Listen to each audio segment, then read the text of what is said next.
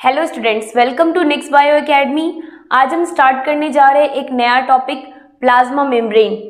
देखिए, plasma membrane जो है इसी को हम क्या कहते हैं, सेल मेम्ब्रेन, और इसी को हम प्लाज्मा लेमा भी कहते हैं। ठीक है, प्लाज्मा मेम्ब्रेन को हम क्या कहते हैं, सेल मेम्ब्रेन। ये टर्म किसने दिया था? तो क्रेमर और नागेली ने दिया था। ठीक है, टर्म किसने दिया है? तो क्रेमर एंड नागेली। और प्लाज्मा लेमा टर्म किसने दिया है? तो प्लाउ ने दिया है। ठीक है, चलो अब हम बात करने जा रहे हैं किसकी? प्लाज्मा मेम्ब्रेन की।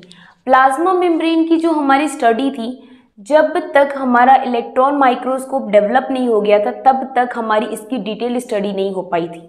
ठीक है, प्लाज्मा मेम्ब्रेन के लिए हम क्या कहते हैं कि ये जो हमारा प्लाज्मा मेम्ब्रेन होता है ये सारे के सारे लिविंग ऑर्गेनिज्म में प्रेजेंट होता है। ठीक है,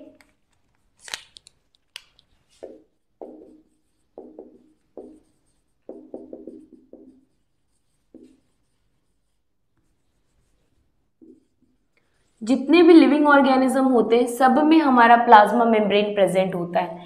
ये प्लाज्मा मेम्ब्रेन मेनली इनका, अगर हम कंपोजिशन की बात करते हैं कि ये प्लाज्मा मेम्ब्रेन किसका बना होता है, तो स्पेशली याद रखना लिपिड और प्रोटीन का बना होता है। ठीक है, प्लाज्मा मेम्ब्रेन हमारा लिपिड और प्रोटीन का बना हुआ है। और अगर लिपिड की बात करते हैं तो लिपिड में भी एक स्पेसिफिक टाइप की लिपिड का बना होता है जिसे हम फॉस्फोलिपिड कहते हैं। ठीक है, देखो केमिस्ट्री में हमें ये चीज़ पता है कि लिपिड को हम ग्लिसरॉल या फिर ग्लिसरल्डिहाइड भी कहते हैं। तो हम कह सकते हैं कि जो हमारा लिपिड यहाँ स्पेशल टाइप का है, या तो फॉस्फोलिपिड कह सकते हैं उसे, या फिर हम फॉस्फोग्लिसरल्डिहाइड कह सकते हैं। ठीक है, देखिए जब हम प्लाज्मा मेम्ब्रेन की कंपोजिशन की बात करते हैं, ठीक है, तो सबसे पहले इसका कंपोजिशन जो है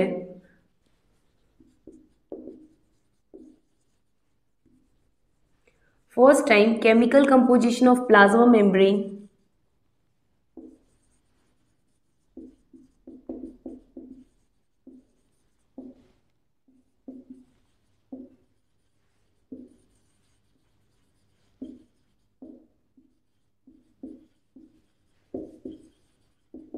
किस में देखा गया था? तो आरबीसीज में देखा गया था, यानी इरिथ्रोसाइट पे देखा गया था। ठीक है, केमिकल कंपोजिशन प्लाज्मा मेम्ब्रेन सबसे पहले किस में देखा गया? तो आरबीसीज में देखा गया था।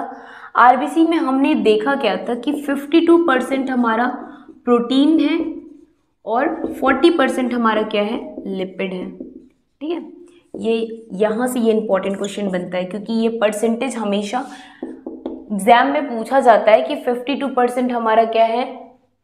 52% हमारा प्रोटीन है, लेकिन एग्जाम में क्या रहता है? 52 हमारा लिपिड बना देता है और 52 हमारा प्रोटीन बना देगा। ठीक है, या फिर हमारा कभी कभी क्या कर देता है, 52 हमारा लिपिड बना देगा और 40% हमारा प्रोटीन बना देगा। तो आपको क्या याद रखना है कि 52% ज़्यादा परसेंट हमारा प्रोटीन था, कम परसेंट हमारा लिपिड था।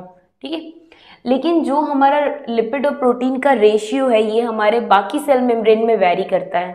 ठीक है, अगर हम केमिकल कंपोजिशन की बात करते हैं तो केमिकल कंपोजिशन किसका किसका बना हुआ है? हमारा प्लाज्मा मेम्ब्रेन। ठीक है, लिपिड प्रेजेंट होता है। लिपिड में भी हम क्या देखते हैं कि एक स्पेशल टाइप के लिपिड से बना हुआ है जिसको हम कहते हैं क्या? फॉस्फोलिपिड। ठीक है, फॉस्फोलिपिड। ये फॉस्फोलिपिड क्या होता है भाई? देखो, फॉस्फोलिपिड का मतलब है फॉस्फो एंड लिपिड, यानी कि ये फॉस्फेट और लिपिड, यानी कि हम कह सकते हैं कि जो हमारा फॉस्फोलिपिड होता है, यानी ये लिपिड का क्या होता है? बाइलेयर होता है। कह सकते हैं लिपिड बाइलेयर है, जिसमें से जो हमारा फॉस्फेट वाला पार्ट होता है इसको हम कहते हैं हेड वाला पार्ट। ठीक है, ये हेड पार्ट है। ये लिपिड का हमारा जो टेल वाला पोर्शन होता है, ठीक है, ये टेल होता है, यानी कि ये हमारा लिपिड के हाइड्रोकार्बन से बना होता है।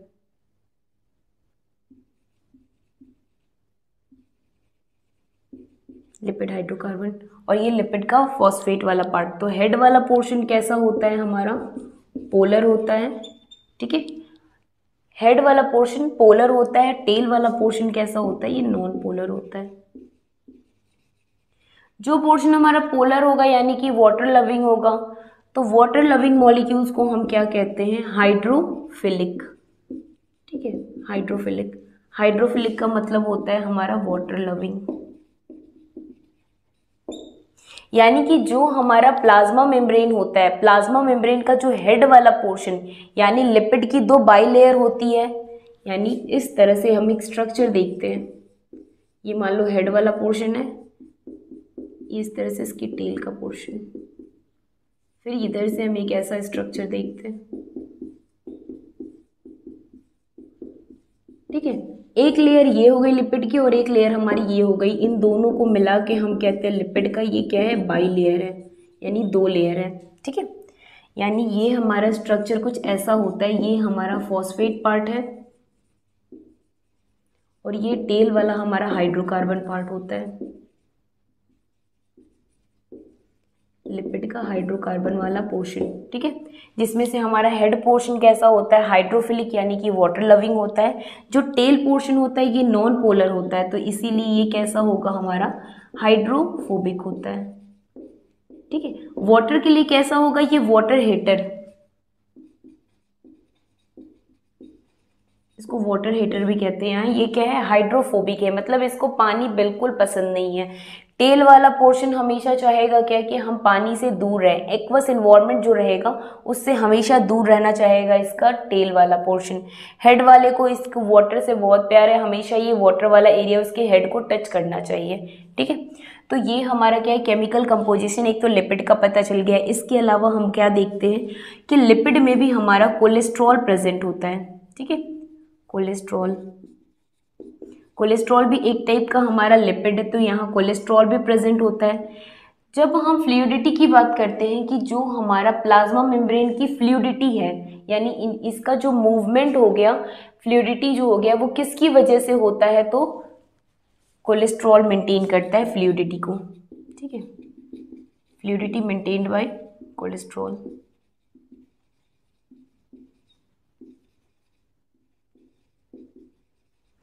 और जो फ्लिप फ्लॉप मूवमेंट होता है वो किसकी वजह से होता है, तो लिपिड की वजह से होता है। ये सारी चीज़ें अभी डिस्कस करते हैं। तो लिपिड हो गया, कोलेस्ट्रॉल हो गया। इसके अलावा हमारा जब बायोकेमिकल इन्वेस्टिगेशन हुआ तो उसमें हमें ये पता चला कि जो हमारा केमिकल कंपोजिशन है उसमें हमारा प्रोटीन भी पाया जाता है और कुछ कार्बोहाइड्रेट भी होते हैं। ठीक है, प्रोटीन और कार्बोहाइड्रेट भी होते हैं। तो प्रोटीन में हम क्या देखते हैं कि हमारा दो प्रकार का प्रोटीन होता है, यानी कि दो टाइप के प्रोटीन होते हैं। प्रोटीन एक हमारा इंटीग्रल प्रोटीन, ठीक है, और एक हमारा क्या होता है, पेरीफेरल प्रोटीन।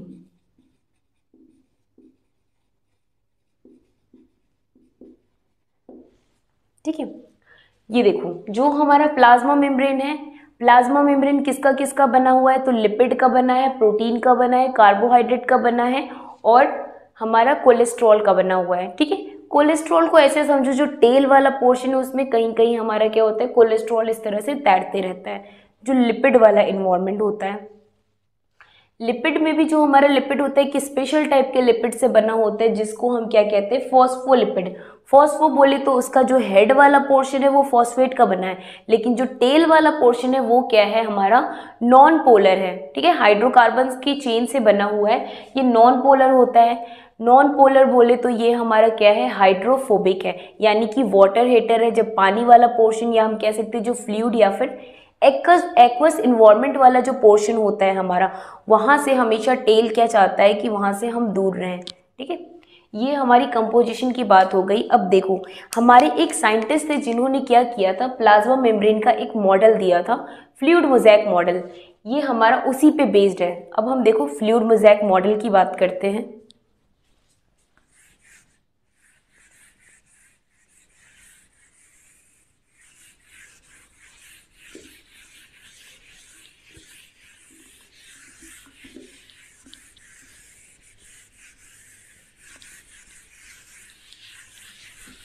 एकदम बेसिक से समझते हैं अब हम प्लाज्मा मेम्ब्रेन को, क्योंकि बहुत ही इंपॉर्टेंट पॉइंट है ये। ठीक है, देखो ये मान लो ये एक सेल है। ठीक है, सेल, इस सेल में क्या है, ये बीच में सेंटर में हमारा क्या है, ये साइटोप्लाज्म है। ठीक है। हम क्या देखते हैं कि ये हमारा प्लाज्मा मेम्ब्रेन बना देते हैं इस तरह से, ठीक है, इस तरह से हमारा प्लाज्मा मेम्ब्रेन है। तो देखो हम क्या देखते हैं कि ये जो हमारा प्लाज्मा मेम्ब्रेन के बाहर जो ये स्ट्रक्चर है ये सेल वॉल हो गया। सेल वॉल और प्लाज्मा मेम्ब्रेन के बीच में क्या होता है, कुछ हमारा semi fluid like structure present होता है, ठीक है। इसमें ये हमारा एक्स्ट्रा सेलुलर स्पेस है, इसमें हम क्या देखते हैं कि कुछ फ्लूइड प्रेजेंट है, ठीक है। ये हमारा साइटोप्लाज्म वाला एरिया, तो साइटोप्लाज्म वाले एरिया में भी क्या देख रहे हैं, हमारा क्या है, कुछ semi fluid like structure present है, फ्लूइड प्रेजेंट है। हमने अभी क्या देखा, जो हमारा टेल वाला पोर्शन है, टेल को क्या है, एक्वस इन्वायरमेंट से नफरत है, ठीक है।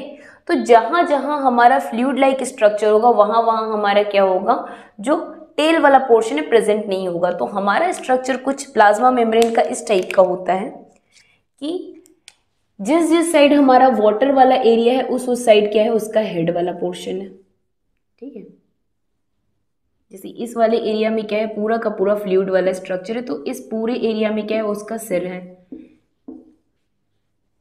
देखो कुछ लोग होते हैं ना जो नहाते टाइम अपने सर पे पानी डालना चाहते हैं लेकिन अपनी बॉडी पे पानी नहीं डालना चाहते हैं, तो बिल्कुल उसी टाइप का हमारा प्लाज्मा मेम्ब्रेन है।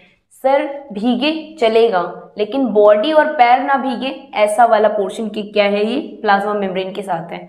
तो देखता है कि जिधर जिधर वाटर वाला पोर्शन है उधर हेड वाले पोर्शन को कर देता है, ठीक है। ये पूरा हेड वाला पोर्शन हमारा फ्लूइड की तरफ है, और जो इसका टांगे है यानी जो इसके टेल वाला पोर्शन है वो इस साइड है, ठीक है। इस तरह से ये टेल वाला पोर्शन है।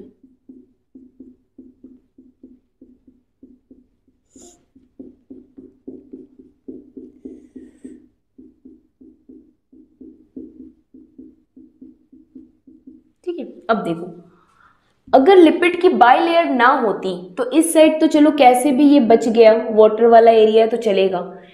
इस साइड अगर हमारा प्लाज्मा मेम्ब्रेन का अगर बाई लेयर ना होता, यानी अगर लिपिड का बाई लेयर ना होता, तो इस साइड से तो फ्लूइड इसके पैर को टच करता, ठीक है। तो इसको बचाने के लिए इस साइड से क्या होता है कि फिर से हेड वाला पोर्शन चला आता है, ठीक है, ताकि इसका टेल जो है वो पानी के कांटेक्ट में ना आए। इसलिए हम क्या देखते हैं कि साइटोप्लाज्म के एरिया के साइड भी हमारा क्या है, हेड वाला पोर्शन हो गया, ठीक है।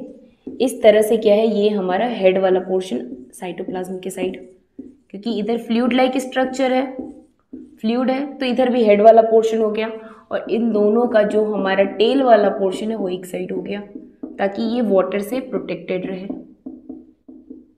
ठीक है। तो हमारा प्लाज्मा मेम्ब्रेन का स्ट्रक्चर कुछ ऐसा ही होता है। अब आप लोगों को रीजन समझ में आ गया होगा कि लिपिड की बाई लेयर क्यों होती है, क्योंकि हमारा सेल वॉल के अंदर जो हमारा एक्स्ट्रा सेलुलर फ्लूइड होता है वहां भी कुछ हमारे एक्वस इन्वायरमेंट होता है, साइटोप्लाज्म में भी क्या होता है, एक्वस इन्वायरमेंट होता है, और जो हमारा टेल वाला पोर्शन है उसको एक्वस इन्वायरमेंट से है प्रॉब्लम, ठीक है। इसीलिए दोनों साइड में हेड वाले पोर्शन को होने की वजह से ये लिपिड की बाई लेयर बनी, ठीक है। क्लियर हुआ इतना। अब इसके बाद चलो हम प्लाज्मा मेम्ब्रेन का फ्लूइड मोज़ेक मॉडल बनाते हैं। प्लाज्मा मेम्ब्रेन के लिए एक मॉडल दिया गया था जिसका नाम क्या है, हमारा फ्लूइड मोज़ेक मॉडल। तो फ्लूइड मोज़ेक मॉडल जो है इसका नाम किसने दिया था, सिंगर एंड निकोलसन। कब दिया था, 1972 में। डेट याद रखिएगा, डेट पूछा जाता है, ठीक है। तो देखो अगर हमें याद करना हो तो कैसे याद करोगे कि fluid mosaic model Singer Nicolson ने दिया था। फ्लूइड यानी कोई वाटर जैसी मॉलिक्यूल्स हो गए या कोई तरल पदार्थ हो गया, ठीक है। फ्लूइड लाइक स्ट्रक्चर, हम फ्लूइड आरबीसीज को भी कह सकते हैं, हम फ्लूइड वाटर को भी कह सकते हैं, ठीक है। जो मूवमेंट करें, फ्लूइड का मूवमेंट हमेशा ऐसा होता है, ठीक है, बहने दे मुझे बहने दे टाइप, ठीक है। तो वो बहने के लिए क्या होगा, कोई गाना तो गाएगा, तो सिंगर गाना गा रहा है और ये बह रहा है अपनी धुन में, ठीक है। तो ऐसे याद रखना, फ्लूइड मोज़ेक मॉडल में क्या है कि फ्लूइड जो है वो बह रहा है बड़े आराम से, जब कोई गाना गा रहा है, यानी सिंगर गाना गाएगा तो फ्लूइड मूव करेगा और देखने में हमें कैसा दिखाई देगा, तो मोज़ैक टाइप का दिखाई देगा। ठीक है, तो याद रखना फ्लूइड मोज़ैक मॉडल किसने दिया है, तो सिंगर एंड निकोलसन ने दिया है। ठीक है, चलो अब हम इस मॉडल के बारे में बात करते हैं। ये आपको समझ में आ गया। ठीक है, अब हम प्लाज्मा मेम्ब्रेन का स्ट्रक्चर देखते हैं।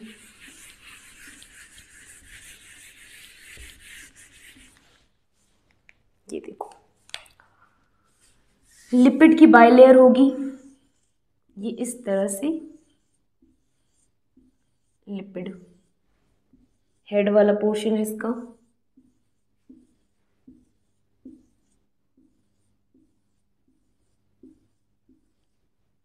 ठीक है।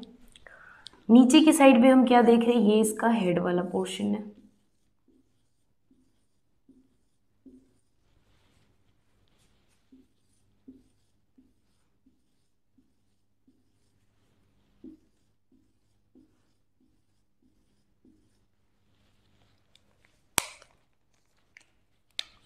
ये इसका टेल वाला पोर्शन,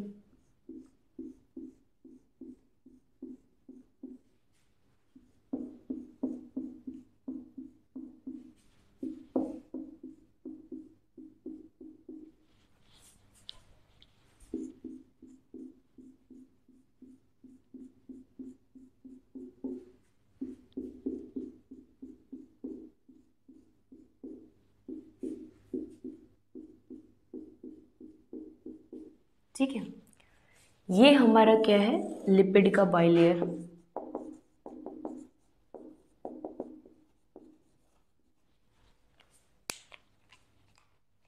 जिसमें से हमारा ये हेड का पोर्शन होता है और ये हमारा टेल होता है। हेड वाला पोर्शन हमारा कैसा होता है, पोलर, और टेल वाला पोर्शन हमारा कैसा होता है, नॉन पोलर। हेड वाला पोर्शन हमारा पोलर है, इसीलिए ये हमारा कैसा होता है, तो हाइड्रोफिलिक होता है। ठीक है, और नॉन पोलर वाला पोर्शन कैसा होता है, तो हाइड्रोफोबिक होता है। ठीक है, चलो फिर हम क्या देखते हैं कि ये जो हमारा लिपिड का बाइलेयर है, इनके बीच में हमारे कुछ प्रोटीन जो होते हैं या तो टोटली बरीड होंगे या फिर पार्शली होते हैं, यानी कि अंदर की तरफ पूरा धंसा हुआ होता है ये प्रोटीन, जो कि एकदम टाइटली पैक्ड हो गया है। मतलब हमारा प्लाज्मा मेम्ब्रेन का लेयर अब उसमें एकदम धंस के बैठ गया है, कौन, प्रोटीन। ठीक है, तो जो हमारा अंदर की तरफ रहेगा उसे हम कहते हैं इंटीग्रल प्रोटीन। ठीक है, और इसे या तो हम क्या बोलते हैं, इंट्रिंसिक प्रोटीन कहते हैं।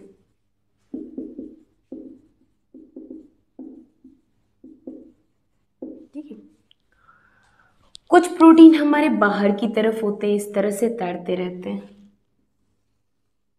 ठीक है, इस प्रोटीन को हम कहते हैं पेरीफेरल प्रोटीन। इस प्रोटीन को हम क्या कहते हैं, पेरीफेरल प्रोटीन। ठीक है, अब इसके बाद क्या देखते हैं कि कुछ हमारे ऐसे भी प्रोटीन होते हैं जो कि मॉलिक्यूल्स को कैरी करने का काम करते हैं। इस तरह से कुछ हमारे प्रोटीन होते हैं जिसको हम कैरियर प्रोटीन कहते हैं। ठीक है, बीच बीच में क्या होता है, हमारा कोलेस्ट्रॉल प्रेजेंट होता है। तो देखते हैं, जहाँ ये हमारी टेल है, टेल वाले पोर्शन में जितने भी अंदर लिपिड का जो हमारा लेयर है, इसमें हमारे क्या होते हैं, कोलेस्ट्रॉल ऐसे प्रेजेंट होते हैं। ठीक है, ये ग्रीन वाले पोर्शन से हमारा कोलेस्ट्रॉल है।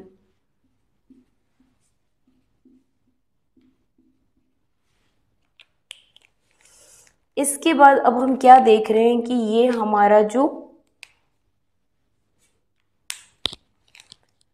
लिपिड या प्रोटीन है, ये लिपिड की लेयर हो गई, हमारा हेड वाला पोर्शन, इस पे हमारे कुछ कार्बोहाइड्रेट आके लग जाते हैं। ठीक है, कार्बोहाइड्रेट किससे लगा हुआ है, लिपिड वाले पोर्शन से, और कभी कभी ये क्या होता है, प्रोटीन से भी लग जाते हैं कार्बोहाइड्रेट। ठीक है, तो प्रोटीन और लिपिड से लगे हुए हैं। तो हमारा प्लाज्मा मेम्ब्रेन किसका किसका बना था, लिपिड के बाइलेयर का बना था, प्रोटीन का बना था, कार्बोहाइड्रेट का बना था और कोलेस्ट्रॉल का बना हुआ है। ठीक है, ये हमारा क्या है, कोलेस्ट्रॉल।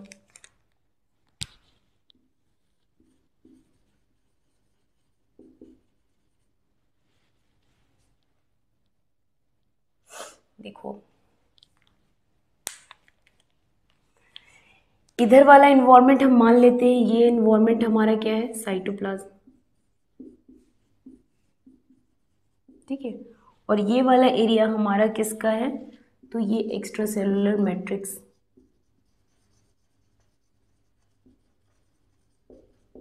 ठीक है, यानी सेल वॉल के बाहर वाला एरिया। इस साइड भी क्या है, ढेर सारे फ्लूइड पाए जा रहे हैं। प्लाज्मा मेम्ब्रेन का हमारा काम क्या होता है, तो प्लाज्मा मेम्ब्रेन का मेजर काम हमारा क्या होगा, ट्रांसपोर्ट का। ठीक है, मतलब ये जो हमारा फ्लूइड मोज़ेक मॉडल है, इसमें जो फ्लूइडिटी होती है वो कौन मेंटेन करते हैं। देखो ये क्वेश्चन हमारा पूछा जाता है कि हमारा लिपिड जो है ये हमारा फ्लिप फ्लॉप मूवमेंट शो करता है।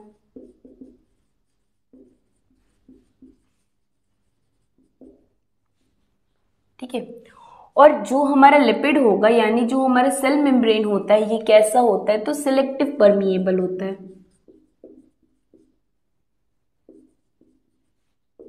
ये भी अभी जितनी चीज़ें लिखते जा रहे हैं वो हमारे एग्जाम के लिए बहुत ही ज़्यादा इंपॉर्टेंट है। लिपिड का फ्लिप फ्लॉप मूवमेंट और सेलेक्टिव परमिएबल। इसके अलावा हमारा जो प्लाज्मा मेम्ब्रेन होता है क्वासी फ्लूइड लाइक नेचर होता है इसका।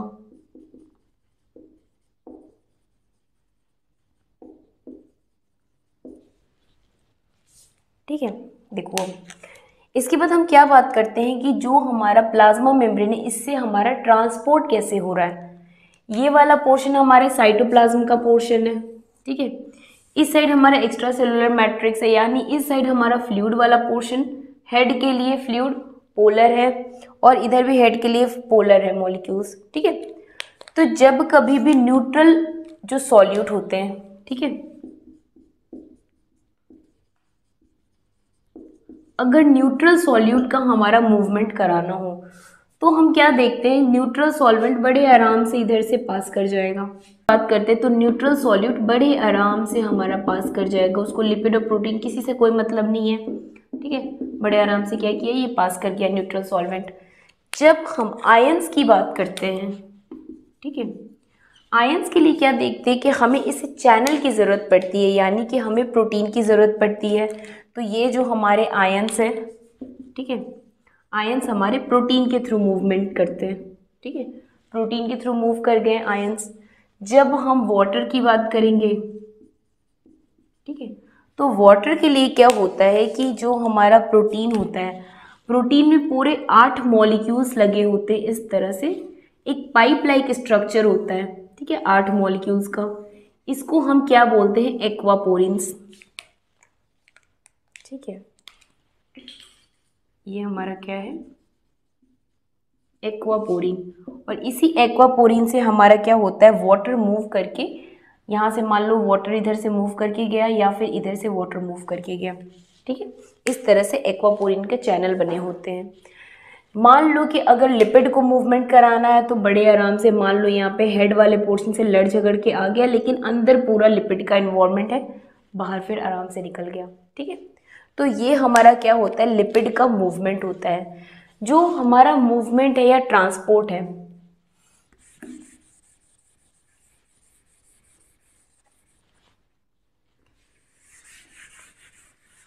देखो हम ट्रांसपोर्ट की बात करते हैं।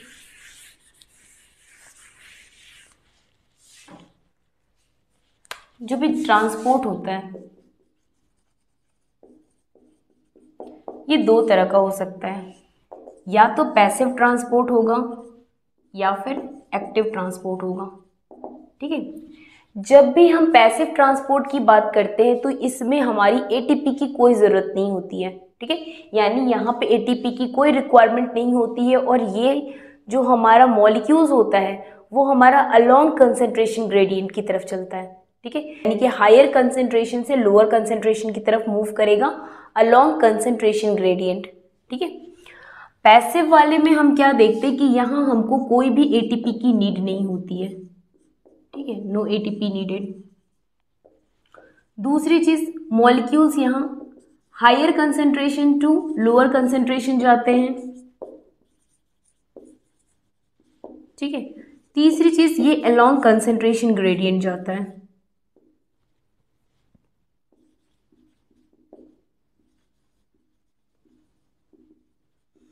इसमें हम दो टाइप के मॉलिक्यूल्स, दो टाइप के हमारे प्रोसेस देखते हैं। एक हमारा होता है डिफ्यूजन और एक हमारा होता है ऑस्मोसिस, ठीक है।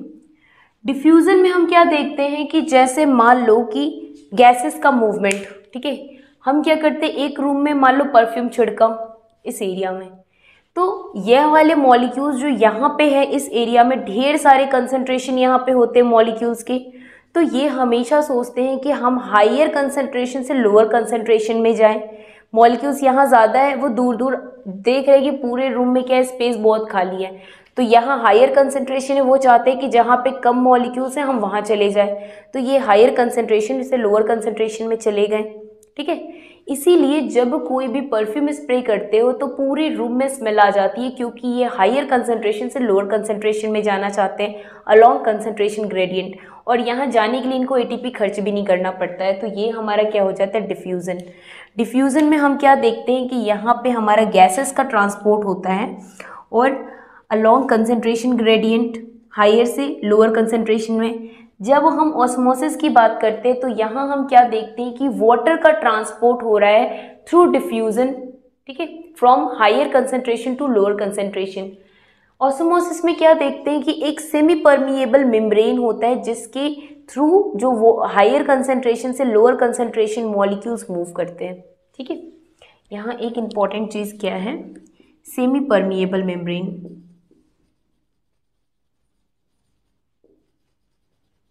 और जो मूवमेंट है हमारा, ठीक है, वो हमेशा हायर कंसंट्रेशन से लोअर कंसंट्रेशन में होगा। वाटर मूवमेंट थ्रू डिफ्यूजन,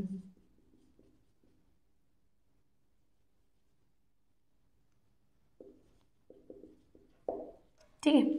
तो ये हमारा क्या होता है, पैसिव ट्रांसपोर्ट। जब हम एक्टिव ट्रांसपोर्ट की बात करते हैं तो यहाँ हम क्या देखते हैं, एक्टिव मतलब यहाँ एटीपी। जब कभी भी हम एक्टिव होंगे हमें एनर्जी खर्च करनी पड़ेगी। एक्टिव तभी होंगे जब कोई काम करेंगे और काम करने के लिए हमको एनर्जी खर्च करनी पड़ेगी, तो यहाँ एटीपी की रिक्वायरमेंट होती है, ठीक है। और हमेशा क्या होता है, जब भी एटीपी खर्च होता है तो हमेशा ये अगेंस्ट कंसंट्रेशन ग्रेडियंट काम करता है, क्योंकि हमको बहुत ज़्यादा मान लो काम करना पड़ता है तो हम लो से हाई की तरफ जाएंगे।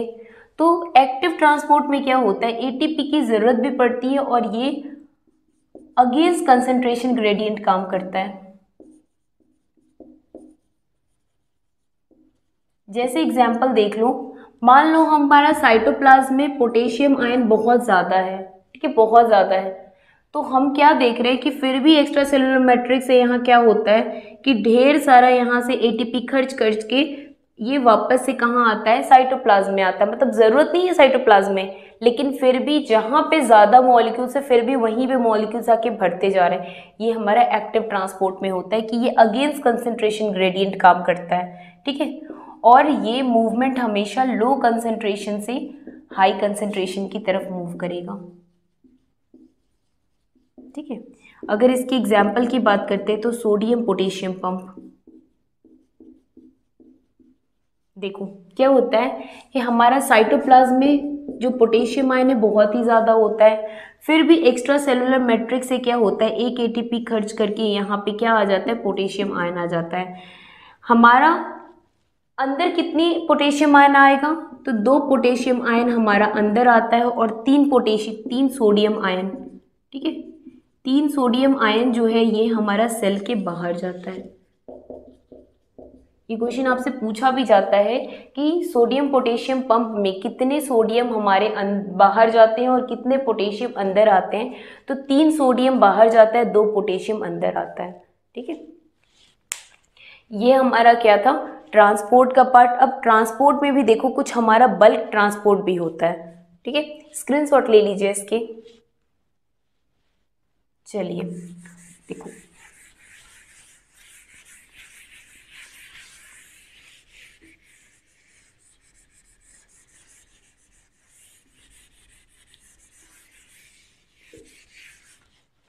देखो हम क्या देखते हैं कि जो हमारा बल्क ट्रांसपोर्ट है,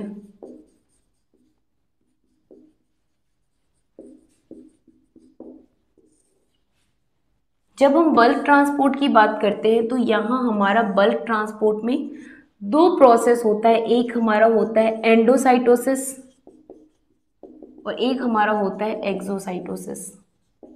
ठीक है, endo means inside, cytosis means cell, cell के अंदर और सेल के बाहर, इसका मतलब क्या होता है आउटसाइड, और साइटोसिस मतलब सेल। सेल के अंदर और सेल के बाहर हमारा ट्रांसपोर्ट हो रहा है, इसको हम एंडोसाइटोसिस और एक्सोसाइटोसिस कहते हैं।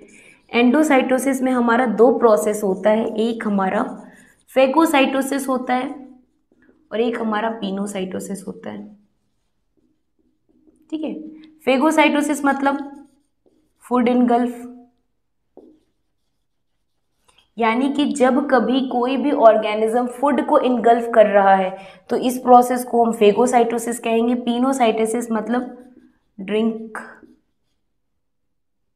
ठीक है, अगर सेल पानी पी रहा है, या फिर हम इसको लिख देते हैं सेल ईटिंग।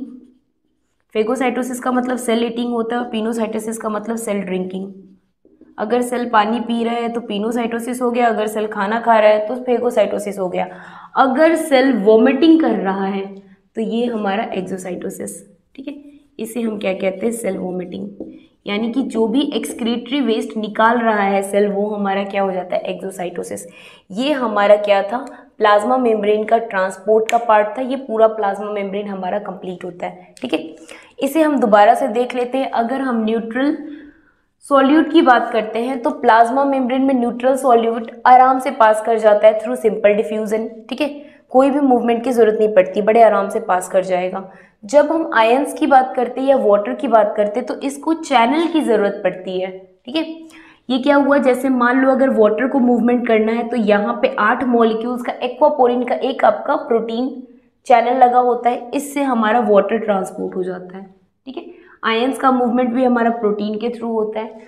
कुछ हमारे मॉलिक्यूल्स होते हैं, ठीक है, कुछ हमारे मॉलिक्यूल्स होते हैं जो कि हमारे कैरियर प्रोटीन के हेल्प से, जैसे मान लो कि कुछ मॉलिक्यूल्स यहाँ आके अटैच हुआ, फिर उसके बाद कैरियर प्रोटीन क्या करेगा, इसको यहाँ पे क्या होता है, कैरियर प्रोटीन पे लगा आके मॉलिक्यूल्स, अब वो मॉलिक्यूल्स आके एक्स्ट्रा सेलुलर मैट्रिक्स को दे देगा, यहाँ ट्रांसपोर्ट हो जाएगा। ठीक है, तो ये हमारा ट्रांसपोर्ट वाला पार्ट हो गया। ठीक है, आई होप आप लोगों को समझ में आया होगा प्लाज्मा मेम्ब्रेन।